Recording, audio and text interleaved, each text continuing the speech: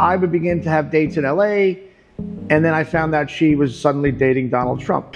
Yeah, it was a big process, but you got to learn how to speak to a woman. You got to learn the pitfalls and pratfalls of approaching a stranger and seeing if they like you. I'd like to get rid of jealousy. I'd like to get rid of, well, I don't want to get rid of anger, but I want to control it. Because I think anger is a good energy to have if you want to get things done. Here we are. What was the most famous, fanciest date in your life? Date? Well, I've dated a lot of celebrities. Mariah Carey. Oh God. A woman should be your most valuable, beautiful accessory. No, I mean, much more than that. There are two categories of people: storytellers and story makers. My guest of today's show belongs to both of those categories. Hey AJ, how are you? Hi, sweetheart. I like that. Storytellers and story makers. That is what I am all about. You're right. That's cool. So thank you first of all for flying from Los Angeles. I should have dressed up. You look fantastic. No, oh my goodness. That's a perfect match. Okay. All right. Okay. Okay, tell me first of all, you were born in New York, you used to live in LA, and you spent a lot of time in Vegas. Where's your heart? What is your home? Well, my heart, I guess, will always be in New York. It's where I have the most fond memories of childhood, my parents being alive, the big house, the pool, the dinners, the boat. I had a lot of good times in Los Angeles. My children are there. My ex-wife is there. And the girl that I love is in Las Vegas, so I spend a lot of time there. But I'd say my hometown in New York is where my heart is most of the time. Okay, and tell me about dating cultures in those cities. Boy, well, in New York, dating was very different than Los Angeles. In New York, you get a lot of different cultures. New York is called the melting pot. And that's when a young guy like me from Long Island, like your husband and our good friends, we saw basically girls who were Irish, Italian, German, Polish, Jewish. Once you go to the city, then you find all the other cultures.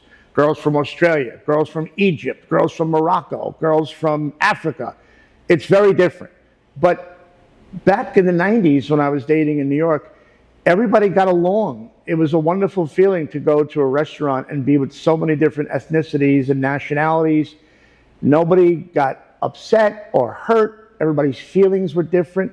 It was easier. In Los Angeles, where I've been for 27 years. Do people still date in Los Angeles? I wouldn't know. I mean, yes, they do, but dating now is very different than it used to be. Dating now is all about your phone, going on an app, a website, Tinder, swiping left to see if you like a girl, if there's a match. When I used to go out, you had to hone your ability to actually speak to a woman. You had to approach her on the dance floor, maybe even dance with her. Ask for her phone number. Then she'd write it down in lipstick on a napkin, and you have to save the napkin. Yeah, it was a big process, but you got to learn how to speak to a woman. You got to learn the pitfalls and pratfalls of approaching a stranger and seeing if they like you.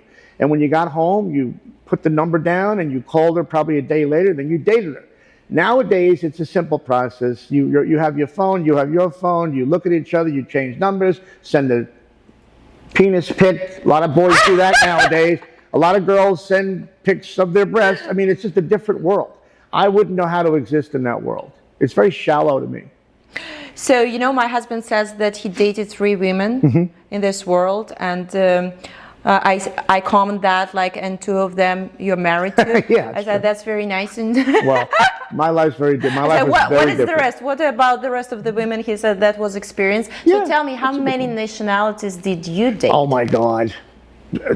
Nationalities, 50, 60, all over the world. And don't forget, I traveled to Italy, I traveled to Cuba, you know, Puerto Rico, Bahamas. I've been a lot of places. So how would you compare the women outside the country and here in the United States, being American? Well, American women, to a large degree, are very spoiled in a lot of ways. They are used to a certain Who's kind of... spoiled then? Maybe men?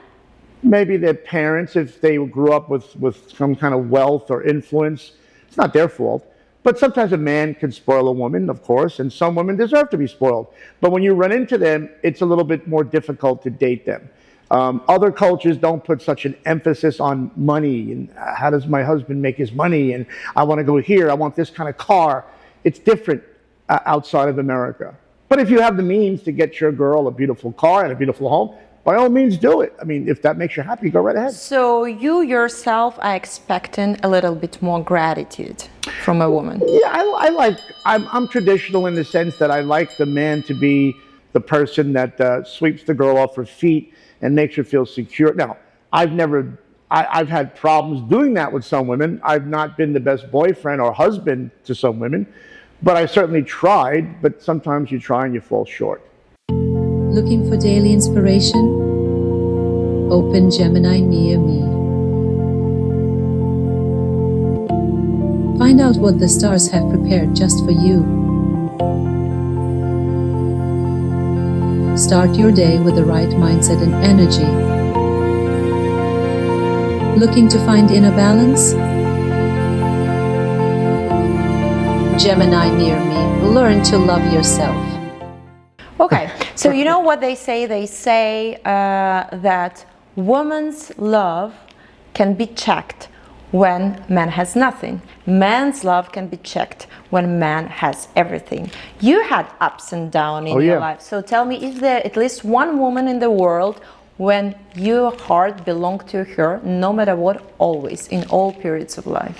Well, I think my first wife, I felt that way. We were married, we met in high school. She was my high school sweetheart. A lot like, you know, a lot of the guys I grew up with. We married the girls we were in love with at 16, 17, 18. Then you get your second wife, and that was when I was in my 30s. That was wonderful too. I have 2 great children because of her.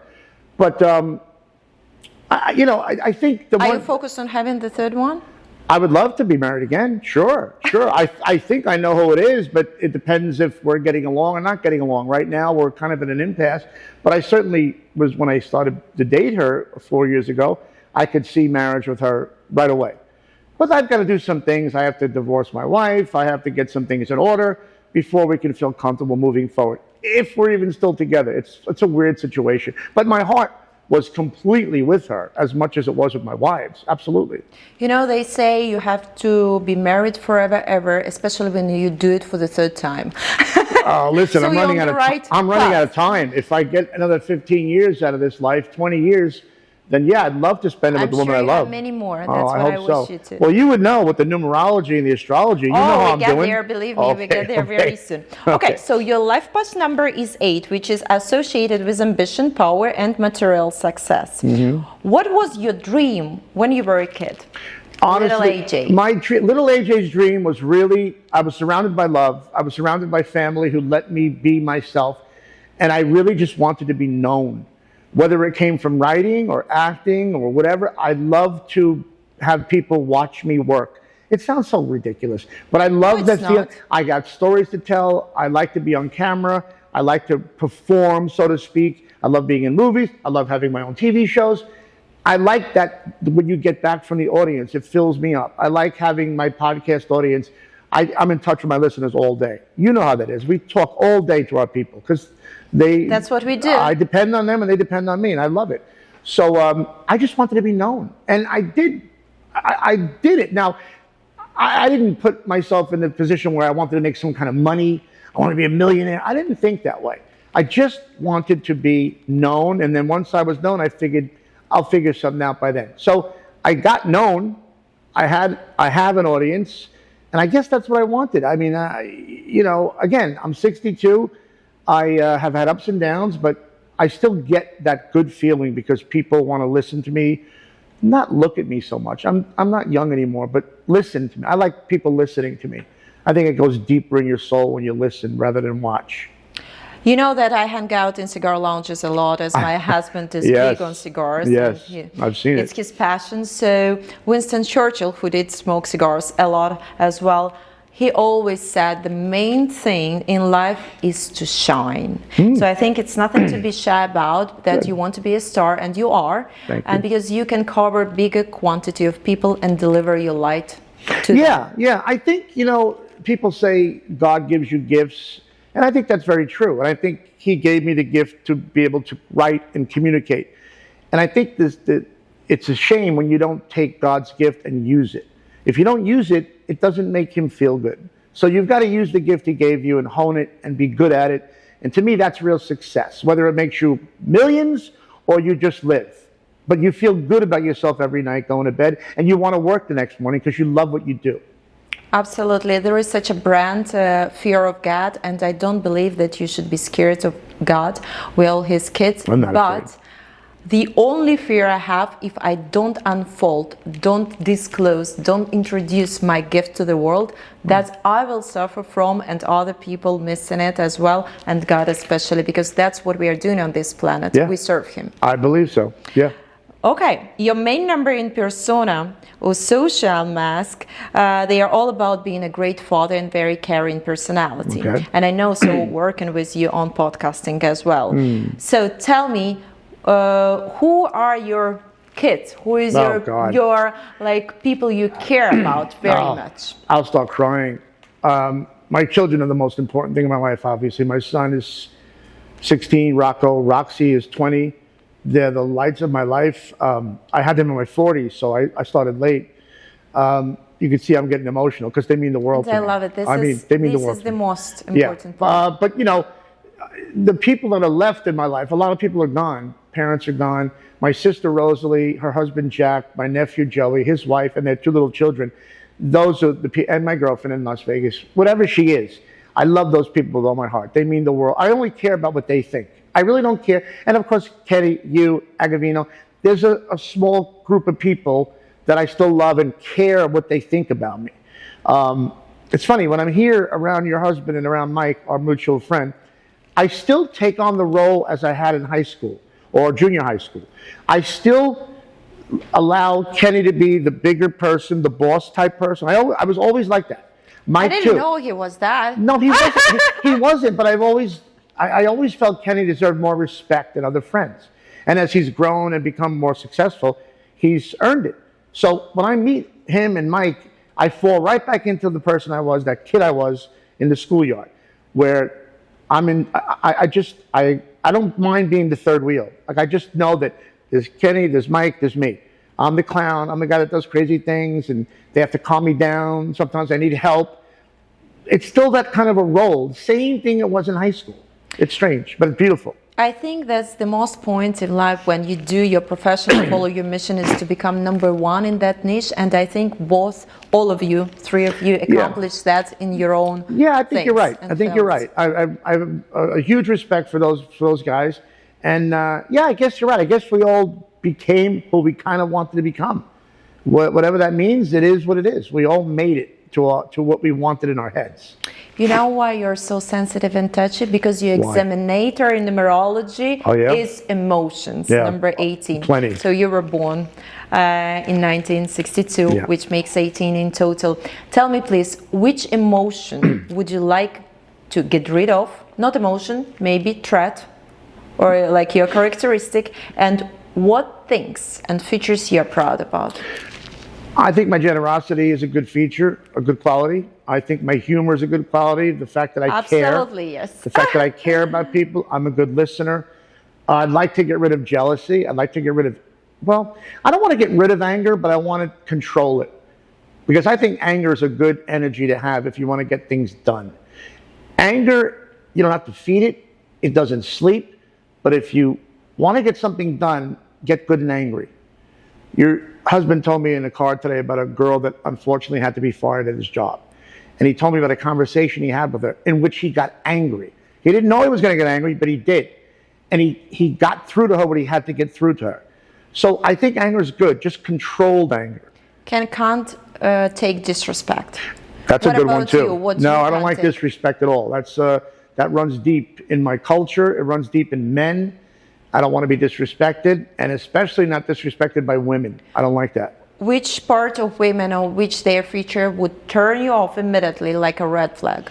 A quality? Yep. I think jealousy's not good. When I'm true, I'm true. When I'm with you, I'm with you. But you're jealous, you told me. I am jealous. Right I'm jealous. I think everybody's jealous too. What makes you jealous? What provokes jealousy? Well, I think jealousy comes from the fact that there's an insecurity that you feel, and maybe the other man has something over you, and maybe he's got more money, more popularity, more handsome, he's So younger. men have that too. Oh, sure we do. It's not only women. When Sure you we think, do. oh, she's skinnier, she's No, taller, we she's all do sexy, or it. whatever. We all do it. And it's a shame because we all love each other no matter what. If you're in love, you're in love. You overlook things that you normally wouldn't overlook. You know, if you love a woman complicitly, there are some things she has, some qualities that may not be great for you, but you learn to deal with them and you shape them and maybe make them a little more rounded, not so edgy to hurt you. We're all works of art. We're all being sculpted and formed as we go along. Sometimes, you know. AJ, you tell me you are not divorced yet from your No, not marriage. yet. So tell me, please, as a man, do you think it's healthy to date a married man? Well, I think for the woman, it's not the best scenario because you want to be the only woman on his mind. You want his mind to be completely on you and worried and concerned about your life and your relationship with him. So it definitely, even if you don't love your ex-wife anymore, you still have a life with her because she made your children. You still have to get along. You have to co-parent. So she's going to be in your life, but that's okay. But I think that, you know, you just want, you want women to understand that they're the only person in your heart and in your eye and on your mind.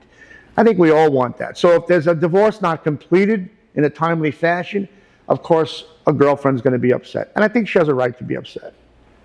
Have you ever proposed to a woman in some mysterious way? No, but the two women I married and the girlfriend I had, I knew on sight that I was going to marry them. On sight. They didn't even have to talk. How do men take decision about getting married with a woman? You know, You smell it, guys. You know. there's a certain look. You know, you look across a room, as I've done a million times in my life, to see if the girl's looking or if she's... And if there's an extra split second of a look, you know in your heart, okay, I can go talk to her. She gave me that extra little half a second of a look. So that makes me understand, okay, I can go there and not be told to go away. But unfortunately, this may sound shallow, I love beauty. I love a woman's figure. I love her hair, her face, her breasts, her butt, her leg, everything, her clothes. That's the first thing that hits many men. I think all men. Have you ever dated two women at the same moment? Yes, many times. Yeah. When I was younger, that was I was single and I'd have many girls. That was experience, or you just were looking for the compensation of things that were missing out? I was addicted to women like people are to cigarettes or liquor or porn. I just loved to be with a woman. I still do, but I'm more discerning now. I want the one woman. I don't want 2, 3, 4. But when I was younger and I had a lot of energy and I was flashy around town and, you know, I was in Hollywood. And if you're in Hollywood and you have a TV show or two and you're good looking, when the women just storm you, you don't have to do any work. Okay, tell me now. I need some gossips. No. Here we are. What was the most famous, fanciest date in your life? Date? Well, I've dated a lot of celebrities. Mariah Carey. Oh God, so many. A lot of Playboy playmates. I'm forgetting big names right now. Joan Severance was a big actress in the 80s. She was gorgeous. What was the name of the girl? Like her, you showed me the model. She was Cara Young was a big model in the 80s, 90s. You know, I was in a circle because I was in the gossip business, so I met many celebrities. And in Los Angeles, I was a celebrity, so that's the circle you run in. So it's not odd to date someone who's on TV or in the movies or a singer. It's just common. What were your longest relationships in my first Hollywood? wife in Hollywood? I mean, I met my wife in Hollywood, and we lasted 18 years. Wow, what's she was doing there? She was in a nightclub. It was her birthday, and I walked. I wasn't even going to go, but I took my friend in to get him in, that I was going to go home. And I saw her across the room, and I said to him, I want to stay a while, because she had these piercing blue eyes and black hair. And I stayed, and then I got closer to her, and I told her girlfriend, I'm going to marry your friend. I didn't even talk to her yet. And in 15 minutes, we spent talking. I called her on the phone the next day, and in 6 months, we were pregnant, and we got married. And we were together for 18 years. After how many months? Well, 6 months. 6 months. So she moved in after 6 months. That's it. Okay, Yeah. and with the first wife, how many months did it take for First you wife to I make met- a proposal? well, I because met- it was very early. Yeah, I was 18 when I met her. So we were together 11 years total. But 5 years 6 years dating, and then 5 years and 1 day married. So that was 11 years. So with every marriage, it starts to be easy and easy, as I understand. Well, no, I mean, it depends on the woman. It depends on a man. To men change, men's personalities change. You know, it's not always the woman's fault. And you know, if you find the right girl, the years fly by. You know what's the most weird thing about women? We are trying to change ourselves. We like to make boobs, ass, makeup. We try to curl our freckles. And the most unexpected things that we try to be better, and after you understand that you change your nose and your husband like would recognize you exactly, or future husband, because of that nose, because his grandma had a huge nose and that was a symbol of safety for him. That's so something. I think we people, we fall in love with some symbols that came from our childhood, like little things, you know, you understand that these ears remind you of your grandma, or this, I don't know, behavior or sense of humor reminds you of your grandpa, and that's how we fall in love. That's beautiful. You know, I think that's missing a lot in life, especially now with all the procedures and surgeries and Botox and filler. I've done Botox. I've tried filler a few times. I like Botox. I do like that once in a while. I do too. Filler, yeah, I mean, I don't have anything against that. Look, if you want to feel better when you look in the mirror, do whatever you have to do. But realize when you do that, when you shave your nose, pin your ears back, lift your face, you're losing the little bits of identity you got from your family. Authenticity. Yeah, and you're losing that. And that was the original charm you had, because you're walking around with all your family's looks and attitudes and if you change the outside of you, it could be detrimental. It's not always great. Some women get addicted to it and look ridiculous. In Los Angeles, where I am, you walk down the street in Beverly Hills and every woman looks the same. They all look like this. And that's not good. Why do you think people age differently? Well, a lot of things is stress, alcohol, cigarettes, drugs, worry. There's so many. What about spiritual light? I think that when you're shining and you can look great, you have some kind of charm and charisma out of age. Yeah, that's true. Spirituality. I've had people tell me, "You look really good," and I not that I think that, but when they say that, I know that I'm feeling good in my life at that point. So it definitely comes out. It definitely comes out of you. You could see that someone's happy with themselves just by looking at them before they even speak. And whom do you consider the most good-looking man in Hollywood? Brad Pitt, George Clooney, Benicio del Toro, who's not a classically handsome man, but I find him very attractive. Colin Farrell and Johnny Depp before he started to get crazy. But I've been with all those guys, and up close, they are. You could fall in love with them just by talking. What do you think about his divorce? Whose? Brad Pitt? Johnny Depp? Yeah, oh, that was a long-term divorce. Amber Heard was the worst thing. I mean, he wasn't. Look, Johnny Depp was a big drinker, big drug addict, so she had to put up with a lot of shit. But I could see right away that she wasn't the girl for him. Yeah. Not at all. She was in it for herself. She was in it to shine on her own, and I feel like she took from him. She took energy from him, and he didn't have enough to give. And I saw him like lose a lot of himself with her. So I'm happy that ended and he's doing what he's doing. But I think partner has to empower you to, I don't know, bring your life to the universe, you know, to make you feel great about yourself. That's ideal. That's why you need this mirror in the face of your partner. You know, when I was right before I got married in 1986, Arnold Schwarzenegger got married to his wife, Maria Shriver. And I remember this picture where it was their wedding. They walked into the reception room and he let her walk ahead of him. And he went like this and showed the whole room how beautiful his wife is. I saw that and I said, I'm going to do the same thing. I'm going to let my wife walk ahead of me and do it. And I did the same thing. I just think that's a real classy, wonderful thing for a man to do. A woman should be your most valuable, beautiful accessory. No, I mean, much more than that. But when you're out, who the woman is has a lot to do with the kind of man you are. And I think people read men by the women they're with. Yes. If woman is shining, happy, healthy, good looking, it means that she's very happy in this relationship, and actually that's introduced you to understanding what kind of environment you have in this relationship. Right. Tell me about the parties, because you did party a lot and you did work a lot, and I want to know what was the craziest party you have been with. Gosh. Well, I've been to parties. Naomi Campbell had a party up in the hills of Hollywood. I've seen her once in Cannes Festival, and she's so nice. I don't know, she was really stunning when I've seen her. Was she nice to you? Was she sweet to you? No, nothing personal, but she was talking to people, and she was was very beautiful. Naomi knows how to act that way and be that way. She's just natural beauty. But Naomi has a side to her you don't want to see her mad, man. She's very calculated and mad when she wants to be. She gets her point across. But I've been one of her birthday parties where I went to this big house. It wasn't her house, a mansion.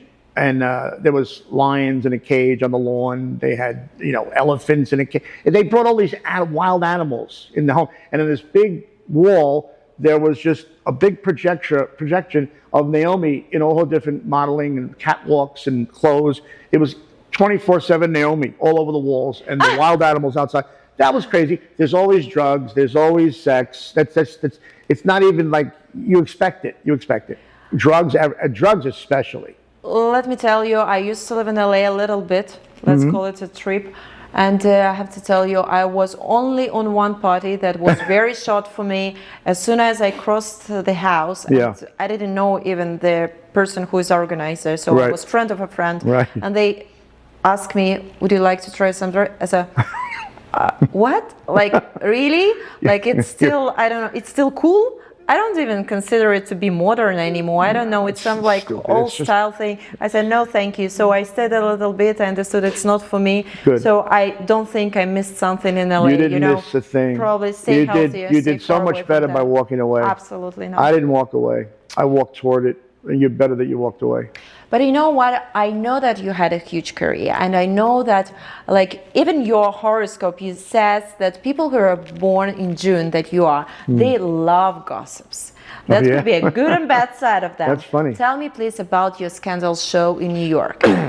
Well, in New York, I wrote for the New York Daily News as a gossip columnist. That was my introduction into famous people and the showbiz That's when you got world. famous. Yeah, that's where my name, because before that I was a sports writer on Long Island, which was fun. I loved it. I loved writing. But then I had a chance to go to gossip, and I didn't know anything about it. But I always liked gossip. I love movie stars. I love movies. So I said, I'll give it a shot. And I didn't know how much I got hooked. I got really good at it. I became one of the best at it. And because I was different, most gossip columnists were female or from England or gay men. And I show up with this kid from the street, New York kid, with, bracelets, and I always had crazy clothes. It wasn't like the kind of typical journalist you see, but I mixed in better with the celebrities. They wanted me at the table. They wanted me behind the rope. And because of that, I got a lot of great stories. And I got popular enough that I was then got a call from Los Angeles, some producers. They had a show for me to host, and I moved to California in '97, and I did Mysteries and Scandals on the E! Channel for 5 years, 172 episodes. It was a long time. It was all about the old movie stars and their scandalous lives. Clark Gable, Marilyn Monroe, Jane Mansfield, Judy Garland, all their scandals of how they lived and died. It was a good show. It was a great show. People loved it. So that's where I got to really hone. Since I wrote about movie stars, it made sense to me to host that show about movie stars. But when I was a kid, my mother used to read the gossip columns. There was always a gossip column in different newspapers. And she would read them. Childhood. Yeah, and she would read to them. She'd read them out loud. I don't know why I wanted to hear about these movie stars, but she would read them, and I liked it, and I'd always stuck in my head. And then I got to work with the people that they had their columns. The people she was reading me, I ended up becoming people I worked with years later when they were older. So I guess that was really what I was meant to do. It was just a strange thing that had happened as a kid. I was like 10, 12 years old, and she would read me the newspaper, and I liked it. I liked hearing about, the singers and the movie stars, and then years later, it was right in front of me, and I jumped on it. And you know why? Why? Because you have a very strong Mercury in Gemini. Mercury in Gemini. That speaks about your abilities to speak and write very well. But tell me, how did you get into podcasting? There was so much. I was out of gossip. I was not working on television. I was just writing for magazines, and I guess what did you say? How did I get into what? Into podcasting. So one day, I called my manager. I said, I want to do a podcast. I hear that people are doing them, and I have a lot to say. And he said, well, it's hard. He just was like kind of blowing it off. And I went to have breakfast, and I ran into Mike Agavino, our mutual friend, who I hadn't seen for a couple of years. And hey, how you doing, buddy? We're talking, and then his father just passed away, and he said, what are you doing for work? I said, I want to start a podcast. He goes, I just started a podcast company. I'm producing podcasts. I said, you're kidding. He said, what would it be about? I said, it'd be about Hollywood. I've got 1 million stories to tell. He said, do you think you have enough? I said, Mike, you turn on the microphone and I'll never stop talking. I'll blow you away with the stories I have. Because a lot of them include me. I'm in the story because I've been around these people for years. So that started 7 years ago, 2017, and we've been going strong. And then when Donald Trump started to run for president, I know Donald Trump. We dated the same girl. I talked to him all the time in New York when I was a journalist. He's very available. Oh, tell me about that. Well, I'll give you the short version. I was dating Cara Young, who was a model in New York and everywhere. She was Italian? No, she was half black, Irish, Scottish. Her mother was black, her father was white. Yeah, you know in Italian, cara is dear. That's right. Right, dear, okay. Of course, yeah. So I was dating her, which was great. And then suddenly I got a call to move to California. And I didn't want to go because I knew if I went, I'd lose her. You can't be 3,000 miles apart. You don't believe in dating on distance? Well, we tried it. But when you're with someone, I'm going to go to California where there's so many beautiful women being dangled in front of me, and I wouldn't see her for a month at a time. She's got men after her in New York. It's hard to work. But we worked it out. I would come home every 2 weeks. We'd get together. But then eventually I would begin to have dates in L.A., and then I found out she was suddenly dating Donald Trump. But her and I were done. Like, we knew we weren't, but we'd hook up if I came to New York. So I didn't know she was dating Trump. I'd go to New York. We'd hook up for a couple of nights, and I'd go back to L.A. Then I saw her and him in a magazine holding hands. And I said, what? So they were officially together? Well, I mean, she was holding his hand. I said, what the fuck is going on? So I confronted him. I called Donald. I said, what's going on? He was like, I didn't know you were with her. I had no idea. You know how Trump is. And at this point, I hated him. I said, I really gave it to him. I told him I was going to kill him. It was bad. It was really bad. So how do you like him now? I love him. I mean, we made up. So you came We're from fine. Opposites. No, I love the guy. I voted for him. I'll vote for him again. I'll vote for him for the next 50 years if I could. He's great. And we're all friends. It's all over. That was 25 years ago. She's remarried. He's got Melania and a child. I got married and had 2 kids. So all of us changed. But at the time, it was like a big story. Like, you took my girl. But he didn't know we were hanging out. I didn't know. It was a big bunch of bullshit. But looking back, it's funny, but back then it was really serious and hurtful and confusing and embarrassing because people still to this day tell me, how do you vote for Trump? He took your girlfriend. Like, it's just, I'm like, you know what? We were younger. It happened. What the fuck are you going to do? Like, I wasn't there. I was seeing girls in Los Angeles, so I can't get mad at her for seeing him. It's all water under the bridge now. So maybe it's all men whom this Cara was dating. They have symbol of quartz in their numerology because Donald Trump, he does. He's Gemini too. I know. And you have in your numerology 20, which symbolize court. So tell me, have you been to court? Oh, yeah, I've been to court. In fact, Donald Trump sent me some paperwork to sue me because of what I wrote. He did? Yeah, he was going to sue me for $20 million. He didn't. It was just warning me. But I wrote about him a very unflattering chapter in my first book, and he sent me a thing. But nothing ever happened. But yeah, I went to court. I beat up a cab driver in New York, and I was almost going to be put in jail. But I got probation and a $90,000 fine I had to pay the guy. I've been to court for a few different. I've had some trouble in court, sure. So being in America, tell me, how do you like this policy that everybody is suing everybody here in the United States?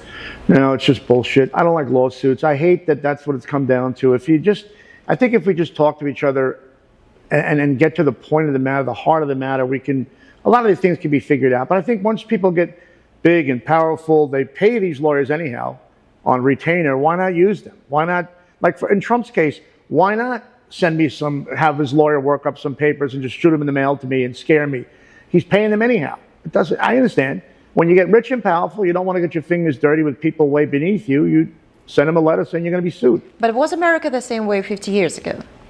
I don't think lawyers were that much involved. I mean, especially in my culture, we didn't call lawyers. We called our uncles. We called friends who could settle disputes, and that's how disputes were settled. Maybe even punches were thrown or threats were made, but we didn't call lawyers. Frankly, not many of us had money for a lawyer 50 years ago. It's changed now. Lawyers are great when you need one.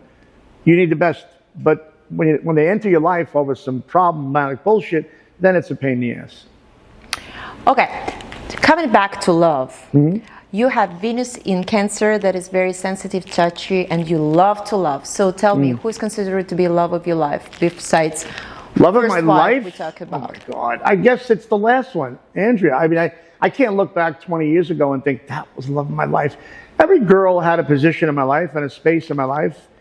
At the time, they might have been the love of my life. But I think it just makes sense that having just spent 4 years with someone, she would be the love of my life. It doesn't matter that they all don't work out, but I can't go back in time and say, that was the one. All the girls I fell in love with, and I've been in love maybe 7, 8 times with 7, 8 different girls. It was real love, and I felt it, and it didn't work out for various reasons, but at the time, they were the loves of my life. So there might be one down the road, or it might be the one I just was involved with. I don't know, but I'd feel comfortable saying the last girl was the love of my life. What men are looking for in women? Well, I mean, you want honesty. You want somebody who supports you. I'm not going to keep mentioning characteristics and act like beauty doesn't matter. Beauty's extremely important to me. Sexuality, honesty, loyalty, funny, sense of humor. She's got to love the people you love.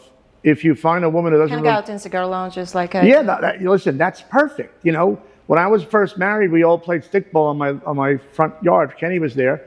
And back then, my first wife and her mother and my sisters and my mother would sit on the lawn and watch the men play football, stickball. Or they'd watch the men fish or clam. I'm used to that. Women wanting to see their men have fun.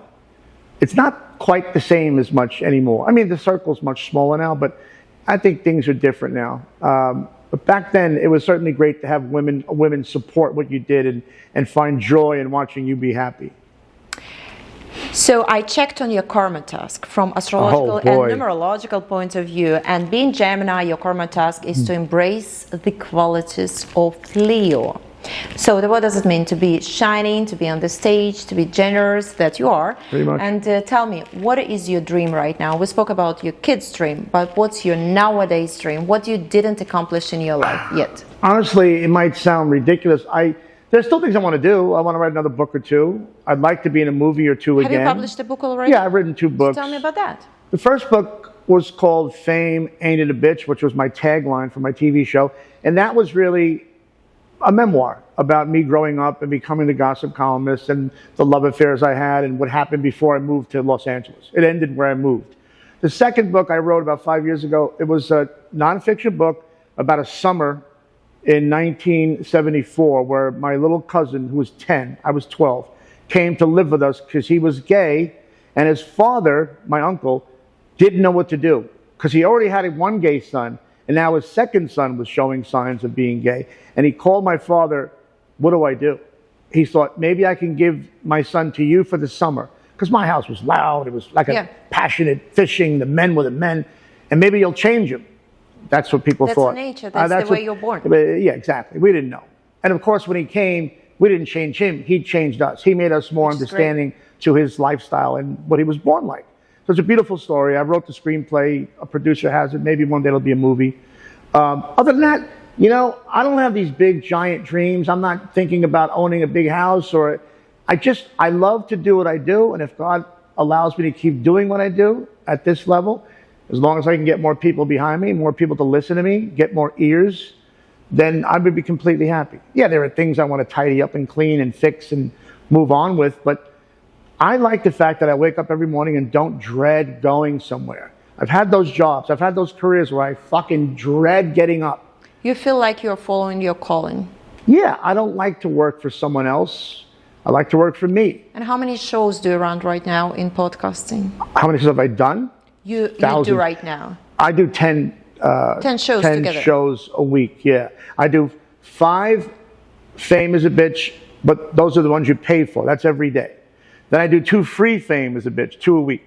Then I do a Politics is a Bitch that people pay for. I do Everything is a Bitch with Mike once a week. I do Relationships is a Bitch with you. So that's 10 shows total a week. And where people can listen to your shows? You can get them anywhere. Spotify, Apple, wherever you get your podcasts, they're everywhere. Fame is a Bitch, Politics is a Bitch, Everything is a Bitch, Relationships are a Bitch. And AJ, I know you like to talk to people, so tell me how we can find you. What's your social media? You know, you could look. I'm not one of those young. If I was younger, I'd be all over social media. I have a few thousand people here and there. I like to look at Instagram, but it's just my name, AJ Benza. You'll find me on Instagram. You'll find me on Facebook. I'm not a Twitter person. I'm on Twitter, but I really don't deal with it. It's too much noise. Instagram I like, but it's just me, AJ Benza.